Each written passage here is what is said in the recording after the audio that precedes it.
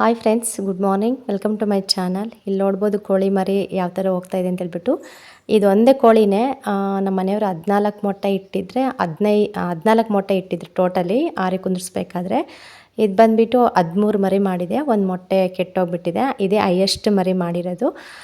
ಇನ್ನೊಂದು ಬಂದುಬಿಟ್ಟು ಅದಕ್ಕೆ 16 ಮೊಟ್ಟೆನ ಇಟ್ಟಿದ್ರು. ಬಟ್ ಎಲ್ಲ ಮೊಟ್ಟೆನೂ ಕೆಟ್ಟಿಸ್ಬಿಡ್ತು. ಅದು ಸರಿಯಾಗಿ ಕುತ್ಕೊಂಡೇ ಇಲ್ಲ. ಬರೀ ಜಸ್ಟ್ 5 ಮರಿ ಮಾಡಿತ್ತು ಅಷ್ಟೇ. ಇನ್ನೂ ಒಂದು ಕೋಳಿ ಇದೆ, ಅದು ಇನ್ನೂ ಮರಿ ಮಾಡಿಲ್ಲ. ಇನ್ನು ನಾಳೆ ನಾಡಿದ್ರಲ್ಲಿ ಮಾಡುತ್ತೆ ಅಂತ ಅಂದ್ಕೊಳ್ತಿದ್ದೀನಿ. ಇಷ್ಟು ಕೋಳಿ ಮರಿ ಅಂತೂ ಎಷ್ಟು ಕ್ಯೂಟಾಗಿದ್ದಾವೆ ಗೊತ್ತಾ. ಅವರಮ್ಮ ಎಲ್ಲಿ ಹೋಗ್ತಾ ಇರುತ್ತೋ ಅವು ಅಲ್ಲೇ ಹೋಗ್ತಾ ಇರ್ತವೆ. ಇನ್ನು ಇವತ್ತು ಎಲ್ಲ ಕೂಡ ಬೆಳಗ್ಗೆನೇ ಎದ್ಬಿಟ್ಟು ಕಸ ಗುಡಿಸಿ ರಂಗೋಲಿ ಹಾಕಿ ಬಾಗಿಲು ತೊಳೆದು ಅರಿಶಿನ ಕುಂಕುಮ ಇಟ್ಟು ಪೂಜೆ ಮಾಡಿ ಎಲ್ಲ ಕೂಡ ಮುಗಿಸಿದ್ದೀನಿ. ಬೆಳಗ್ಗೆನೇ ಎಲ್ಲ ಪೂಜೆ ಕೂಡ ಆಯಿತು ಇವತ್ತು. ಏನೋ ಒಂಥರ ಮನಸ್ಸಿಗೆ ನೆಮ್ಮದಿ. ಈ ಪೂಜೆ ಮುಖಾಂತರ ಒಂದು ಗುಡ್ ನ್ಯೂಸು ಶೇರ್ ಮಾಡ್ಕೊಬೇಕು ನಿಮ್ಮ ಹತ್ರ. ತುಂಬ ದಿನದಿಂದ ಅಂದ್ಕೊಳ್ತಾ ಇದ್ದೆ ಹೇಳಬೇಕು, ಶೇರ್ ಮಾಡ್ಕೋಬೇಕು ಅಂತ ಹೇಳಿ. ಬಟ್ ವೇಟ್ ಮಾಡೋಣ ಅಂತ ಹೇಳಿಬಿಟ್ಟು ಇನ್ನು ಇಷ್ಟು ದಿನ ವೇಟ್ ಮಾಡ್ತಾ ಇದ್ದೆ. ಅದಕ್ಕೆ ಇನ್ನು ದೇವ್ರ ದೀಪ ಎಲ್ಲ ಹಚ್ಬಿಟ್ಟು ಇನ್ನು ಇವತ್ತು ಶೇರ್ ಮಾಡೋಣ ಅಂತ ಹೇಳ್ಬಿಟ್ಟು ನಿಮ್ಮ ಹತ್ರ ವಿಡಿಯೋ ಅಪ್ಲೋಡ್ ಮಾಡ್ತಾಯಿದ್ದೀನಿ. ಬೆಳಗ್ಗೆನೇ ಬಿಸಿಲು ಅಂದರೆ ಸಿಕ್ಕಾಪಟ್ಟೆ ಬಿಸಿಲು. ನಿಜವಾಗ್ಲೂ ಒಂದು 7:30 8 ಗಂಟೆ ಅಷ್ಟೊತ್ತಿಗೆ ಈ ಬಿಸಿಲು ಅಂದರೆ ನಿಜವಾಗ್ಲೂ ಹೊರಗಡೆನೇ ಬರೋದಕ್ಕಾಗೋದಿಲ್ಲ, ಅಷ್ಟು ಬಿಸಿಲು. ಅಸಲು ಎಳೆ ಬಿಸಿಲು ಅನ್ನಂಗೆ ಕಾಣಿಸೋದಿಲ್ಲ, ಅಷ್ಟು ಹಬೆ ಬರ್ತಾ ಇರುತ್ತೆ. ನೋಡ್ತಾ ಇರ್ಬೋದು. ಇನ್ನು ನಮ್ಮ ಹಸು ಕೂಡ ಈ ಕಡೆನೇ ನೋಡ್ತಾ ಇರುತ್ತೆ. ಬೆಳಗ್ಗೆ ಬಂದರೆ ಸಾಕು ಆ ಕಡೆಯಿಂದ ನೋಡ್ತಾನೆ ಇರುತ್ತೆ. ಏನಾದರೂ ಮುಸ್ರೆ ಇದ್ದರೆ ಮುಸ್ರೆ ಇಡೋದು, ಇಲ್ಲ ಮುದ್ದೆ ಹೆಚ್ಚಾಗಿದ್ದರೆ ಮುದ್ದೆ ಇಡೋದು ಎಲ್ಲ ಮಾಡ್ತಾ ಇರ್ತೀನಲ್ಲ, ನನಗೋಸ್ಕರ ಕಾಯ್ಕೊಂಡೇ ಇರ್ತಾ ಇರುತ್ತೆ. ಇನ್ನು ಇವತ್ತು ಬಂದುಬಿಟ್ಟು ಚಪಾತಿ ಮಾಡೋಣ ಅಂತಬಿಟ್ಟು ಚಪಾತಿ ಹಿಟ್ಟು ಎಲ್ಲ ಕಲಿಸ್ತಾ ಇದ್ದೀನಿ. ಇನ್ನು ವ್ಲಾಗ್ ನೋಡ್ತಾ ನಾನು ಕೆಲವೊಂದು ವಿಷಯ ನಿಮ್ಮ ಹತ್ರ ಶೇರ್ ಮಾಡ್ಕೊಳ್ತಿದ್ದೀನಿ.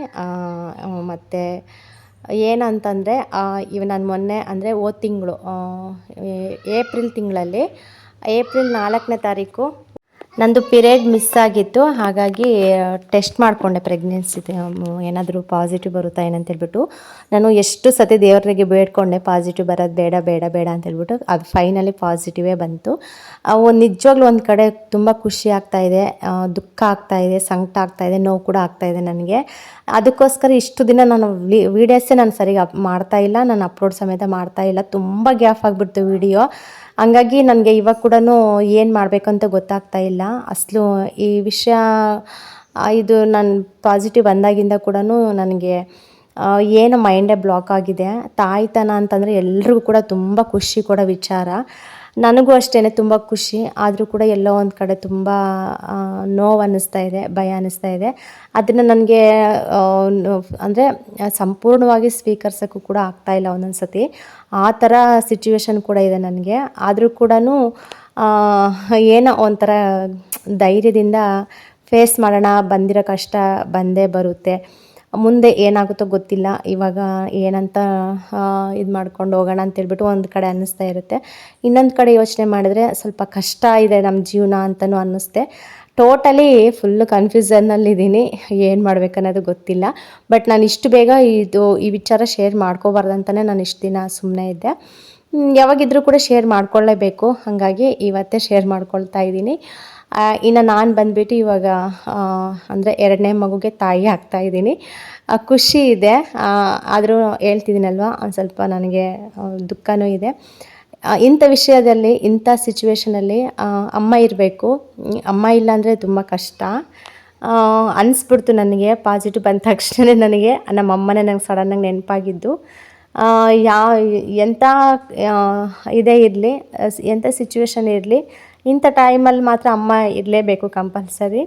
ಹಾಗಾಗಿ ಏನು ಗೊತ್ತಾ ಫ್ರೆಂಡ್ಸ್, ಫಸ್ಟ್ನೇ ಡೆಲಿವರಿ ಅಂತೂ ಹೆಂಗೋ ಚಿಕ್ಕಮ್ಮ ಮಾಡಿ ಸ್ವಲ್ಪ ದೊಡ್ಡವನು ಮಾಡಿ ಕೊಟ್ಟರು. ಇವಾಗ ಅಂತಂದರೆ ಇವಾಗೂ ಕೂಡ ಅವರು ತುಂಬ ರಿಸ್ಕಲ್ಲಿದ್ದಾರೆ, ಮತ್ತು ಮನೆ ಬೇರೆ ಕಟ್ಟಿಸ್ತಾ ಇದ್ದಾರೆ. ಅವ್ರು ಫುಲ್ ಬ್ಯುಸಿ ಇದ್ದಾರೆ, ಹೆಂಗೋ ಏನೋ ಅಂತ ಅನಿಸುತ್ತೆ. ಆದರೆ ನಾನೆಲ್ಲ ಆ ಥರ ಎಲ್ಲ ಯೋಚನೆ ಮಾಡ್ತೀನಿ. ನಮ್ಮ ಚಿಕ್ಕಮ್ಮ ಅಂತೂ ಆ ಥರ ಏನು ಕೂಡ ಯೋಚನೆ ಮಾಡೋದಿಲ್ಲ. ಅವರಂತೂ ಒಂದು 4 ವರ್ಷದಿಂದ ಕೂಡ ಒಂದು 3-4 ವರ್ಷದಿಂದನೂ ಫುಲ್ಲು ವೆಯ್ಟ್ ಮಾಡ್ತಾ ಇದ್ದಾರೆ. ಇನ್ನೊಂದು ಯಾವುದಾದ್ರೂ ಆಗಲಿ, ಇದೊಂದು ನಾನು ಸಾಕು ಕೊಟ್ಬಿಡ್ತೀನಿ, ದೊಡ್ಡವ್ರು ಮಾಡಿಕೊಟ್ಬಿಡ್ತೀನಿ, ನನ್ನ ಜವಾಬ್ದಾರಿ ಮುಗಿಯುತ್ತೆ, ಇನ್ನೊಂದಾಗಲಿ ಅಂತೇಳ್ಬಿಟ್ಟು ತುಂಬ ಆಸೆ ಪಡ್ತಾಯಿದ್ರು ಅವರು. ಮೊನ್ನೆ ನಾವು ರೀಸೆಂಟಾಗಿ ಫೆಬ್ರವರಿ ತಿಂಗಳಲ್ಲಿ ನಾವು ಉಚ್ಚಂಗಿ ಗುಡ್ಡಕ್ಕೆ ಹೋಗಿದ್ವಲ್ವ, ಅವಾಗಂತೂ ಫುಲ್ ಹರಕೆನೇ ಹೊತ್ಕೊಬಂದುಬಿಟ್ಟಿದ್ದಾರೆ. ಬಂದ ತಕ್ಷಣವೇ ಅಲ್ಲೆಲ್ಲ ದರ್ಶನ ಎಲ್ಲ ಮುಗಿಸ್ಕೊಂಡು ಬಂದ ತಕ್ಷಣವೇ ನಮ್ಮ ಚಿಕ್ಕಮ್ಮ ಹೇಳಿದ್ದು ಒಂದೇ ಮಾತು ಹೇಳ್ತಾಯಿದ್ರು, ಅಮ್ಮ ನನ್ನ ಕೈ ಮುಗ್ದಿದ್ದೆ ನಿನಗೋಸ್ಕರ, ಇನ್ನೊಂದು ಯಾವುದಾದ್ರೂ ಒಂದು ಪಾಪು ಗಂಡು ಪಾಪು ಆಗಲಿ ಹೆಣ್ಣು ಪಾಪು ಒಂದು ಆಗಿಬಿಟ್ರೆ ಸಾಕಮ್ಮ, ನಾನು ಸಾಕು ಕೊಟ್ಬಿಡ್ತೀನಿ, ಎಷ್ಟೇ ಕಷ್ಟ ಆಗಲಿ ಸ್ವಲ್ಪ ದೊಡ್ಡವ್ರನ್ನ ಮಾಡಿಕೊಟ್ಬಿಡ್ತೀನಿ, ಇದೇ ನನ್ನ ಮುಖ ಬಂದಿದ್ದ ಅಮ್ಮನ ಹತ್ರ ಅಂತ ಹೇಳ್ತಾಯಿದ್ರು. ನಾನು ಇದ್ಬಿಟ್ಟೆ, ಸುಮ್ಮನೆ ಚಿಕ್ಕಮ್ಮ ನೀನು ಯಾವಾಗಲೂ ಬರೀ ಇದೇ ಹೇಳ್ತಾ ಇರ್ತೀಯ, ಸುಮ್ಮನೆ ಬೇಡ ಬೇಡ ಬೇಡ ಅಂತ ಹೇಳ್ಬಿಟ್ಟು ಹೆಂಗೋ ನಾವು ಸುಮ್ಮನೆ ಆ ಥರ ಹೇಳ್ತಾ ಇದ್ವಿ. ಅಷ್ಟೇ, ಇನ್ನು ಫೆಬ್ರವರಿ ತಿಂಗಳಲ್ಲಿ ದೇವಸ್ಥಾನಕ್ಕೆ ಹೋಗಿ ಬಂದ್ವಿ. ಇನ್ನು ಈ ಕಡೆ ನಾವು ಶಿಫ್ಟ್ ಆದಲ್ವಾ, ಇನ್ನು ಅಲ್ಲೆಲ್ಲ ಖಾಲಿ ಮಾಡ್ಕೊಂಬಿಟ್ಟು ಇನ್ನು ಫೈನಲಿ ಇಲ್ಲೇ ಸೆಟ್ಲ್ ಆಗಬೇಕೆ ಅಂತ ಹೇಳ್ಬಿಟ್ಟು ಇನ್ನು ಈ ಕಡೆ ಬಂದುಬಿಟ್ವಿ. ಇನ್ನು ನಾನು ಮಾರ್ಚ್ 1ನೇ ತಾರೀಕು ನಾನು ಪೀರಿಯಡ್ಸ್ ಆದೆ ಅಷ್ಟೇ, ಮತ್ತು ಏಪ್ರಿಲ್ ಆಗಲಿಲ್ಲ, ಮತ್ತು ಮೇ ಇಲ್ಲ. ಹಂಗಾಗಿ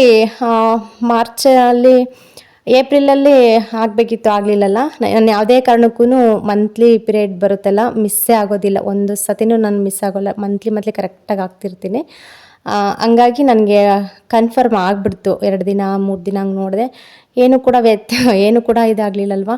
ಆಗಲೇ ಡೌಟ್ ಬಂದುಬಿಡ್ತು ನನಗೆ, ಆಗ್ಲೇ ಹೆಂಗಪ್ಪ ಮಾಡೋದು ಅಂತ ಹೇಳ್ಬಿಟ್ಟು ಸುಮ್ಮನೆ ಯೋಚನೆ ಮಾಡ್ತಾಯಿದ್ದೆ. ಈಗಲೂ ಕೂಡ ಒಂದೊಂದು ಸತಿ ತುಂಬ ಯೋಚನೆ ಆಗ್ತಾ ಇರುತ್ತೆ ಆ ವಿಷಯದಲ್ಲಿ. ಹಾಗಾಗಿ ನೋಡೋಣ ಅಂತ ಹೇಳಿಬಿಟ್ಟು ಇನ್ನು ಮಿಸ್ ಆಗಿ ಒಂದು ವಾರಕ್ಕೆ ಇನ್ನು ಟೆಸ್ಟ್ ಮಾಡಿಕೊಂಡೆ, ಇನ್ನು ಪಾಸಿಟಿವ್ ಬಂತು. ಇನ್ನು ನಮ್ಮ ಮನೆಯವ್ರಿಗೆ ಅಷ್ಟೇ ವಿಷಯ ಗೊತ್ತು. ನಮ್ಮ ಮನೆಯವ್ರಿಗೆ ಈ ಥರ ಹೇಳಿದಾಗ, ಇರಲಿ ಬಿಡು ಇದೊಂದು ಯಾವುದಾದ್ರೂ ಆಗಲಿ ಅಂತ ಹೇಳ್ಬಿಟ್ಟು ಅವರು ಸ್ವಲ್ಪ ಧೈರ್ಯ ಕೊಟ್ಟರು, ಇರಲಿ ನೋಡ್ಕೊಳ್ಳೋಣ ಅಂತ ಹೇಳಿ. ಸರಿ, ಇದು ಯಾವುದಾದ್ರೂ ಆಗಲಿ, ಹಂಗೆ ಮಕ್ಕಳ ಆಪ್ರೇಷನ್ ಮಾಡಿಸ್ಕೊಂಡು ಬಿಡೋಣ ಅಂತ ಹೇಳಿಬಿಟ್ಟು ಇನ್ನು ಫೈನಲಿ ಇನ್ನು ಸುಮ್ಮನೆ ಅದು ಈ ವಿಷಯ ಅಂತ ಯಾರಿಗೂ ಕೂಡ ಗೊತ್ತಿಲ್ಲ, ಇನ್ನು ಚಿಕ್ಕಮ್ಮನಿಗೆ ಗೊತ್ತು. ಚಿಕ್ಕಮ್ಮನಿಗೆ ಹೇಳ್ದಾಗಿಂದನೂ ಸಖತ್ತು ಖುಷಿ ಇದ್ದಾರೆ ಅವರಂತೂ.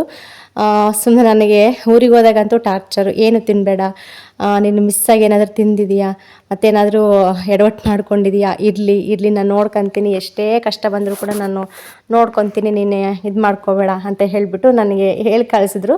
ಅವಾಗ ಒಂದು ಸ್ವಲ್ಪ ಧೈರ್ಯ ಬಂತು ನನಗೆ. ಆಮೇಲೆ ಇಲ್ಲಿಗೆ ಬಂದಾಗ ಕೂಡ ಒಂದು ಸ್ವಲ್ಪ ಎಲ್ಲೋ ಒಂಥರ ಭಯ ಅನ್ನಿಸ್ತಾ ಇತ್ತು, ಹೆಂಗೋ ಏನಂತ ಹೇಳಿಬಿಟ್ಟು. ಆದರೂ ಇನ್ನು ಚಿಕ್ಕಮ್ಮ ಅವರೆಲ್ಲ ಧೈರ್ಯ ಹೇಳಿದಾಗಿಂದ ಒಂದು ಸ್ವಲ್ಪ ಪರವಾಗಿಲ್ಲ, ಆರಾಮಾಗಿದ್ದೀನಿ. ಇನ್ನು ಬೆಳಿಗ್ಗೆ ಅಂತೂ ಸಖತ್ತು ನನಗೆ ಸಿಮ್ಟಮ್ಸ್ ಇದೆ. ಈಗ ನನಗೆ ಫಸ್ಟಿಗೆ ಆ ಥರ ಇರಲಿಲ್ಲ, ಇವಾಗಂತೂ ಎದ್ದು ಕೆಲಸ ಸ್ಟಾರ್ಟ್ ಮಾಡೋಣ ಅಂತಂದರೆ ಅಸಲು ಕೆಲಸ ಮಾಡೋದಕ್ಕೆ ಆಗೋದಿಲ್ಲ, ಅಷ್ಟು ನನಗೆ ಇದಾಗ್ತಾ ಇರುತ್ತೆ. ಹಾಗಾಗಿ ವೀಡಿಯೋಸ್ ಅಂತೂ ಏನೂ ಅಪ್ಲೋಡ್ ಮಾಡೋದಕ್ಕೆ ಆಗ್ತಾಯಿಲ್ಲ, ವೀಡಿಯೋ ಕೂಡ ನಾನು ಮಾಡಿಟ್ಕೊಳ್ತಾ ಇಲ್ಲ. ಈ ರೀಸನ್ ಬಿಟ್ಟರೆ ಇನ್ನು ಏನೂ ಇಲ್ಲ.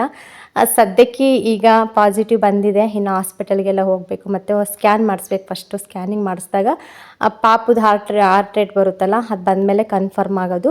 ನಾನು ಒಂದು ಸ್ಕ್ಯಾನಿಂಗ್ ಮಾಡಿಸ್ಕೊಂಡಾದಮೇಲೆ ನಿಮ್ಮ ಹತ್ರ ಶೇರ್ ಮಾಡ್ಕೊಳ್ಳೋಣ ಅಂದ್ಕೊಂಡೆ. ಯಾಕೋ ಮನಸ್ಸು ತಡೀತಾ ಇಲ್ಲ, ಕೆಲವೊಂದು ಕಮೆಂಟ್ಸ್ ಒಳ್ಳೊಳ್ಳೆ ಕಮೆಂಟ್ಸ್ ಬರ್ತಾ ಇರ್ತಾವಲ್ಲ, ಹಾಗಾಗಿ ನನಗೆ ಸ್ವಲ್ಪ ಧೈರ್ಯ ಬರುತ್ತೆ ಅನ್ನೋ ಒಂದು ಇದಕ್ಕೋಸ್ಕರ ನಾನು ನಿಮ್ಮ ಹತ್ರ ಈ ವಿಷಯ ಶೇರ್ ಮಾಡ್ಕೊಳ್ತಾ ಇದ್ದೀನಿ. ಈ ವಿಡಿಯೋ ಬಂದುಬಿಟ್ಟು ನಾನು ಏಪ್ರಿಲ್ 4ನೇ ತಾರೀಕು ನಾನು ಇದು ನೋಡಿಕೊಂಡೆ, ಆವಾಗ ಮಾಡಿಟ್ಕೊಂಡಿದ್ದೆ, ಅದನ್ನು ಇವತ್ತು ಶೇರ್ ಮಾಡ್ತಾಯಿದ್ದೀನಿ. ಅವತ್ತೊಂಥರ ಖುಷಿ ಆಯಿತು, ಒಂಥರ ಬೇಜಾರು ಆಯಿತು, ಒಂಥರ ದುಃಖ ಕೂಡ ಆಗ್ಬಿಡ್ತು ನನಗೆ. ಇನ್ನು ಫೈನಲಿ ಬಂದುಬಿಟ್ಟು ಇನ್ನು ನಾನು 2ನೇ ಮಗುಗೆ ತಾಯಿ ಆಗ್ತಾಯಿದ್ದೀನಿ. ಹೆಣ್ಮಗು ಆಗಲಿ ಗಂಡು ಮಗು ಆಗಲಿ ಆರೋಗ್ಯವಾಗಿ ಚೆನ್ನಾಗೊಂದು ಇದ್ದರೆ ಅಷ್ಟೇ ಸಾಕು ನನಗೆ, ಇನ್ನೇನು ಬೇಡ. ಪ್ರತಿದಿನ ದೇವ್ರ ಹತ್ರ ಬೇಡ್ಕೊಳ್ಳೋದು ಇಷ್ಟೇ. ಸಿಗೋಣ ಫ್ರೆಂಡ್ಸ್ ನೆಕ್ಸ್ಟ್ ವ್ಲಾಗಲ್ಲಿ.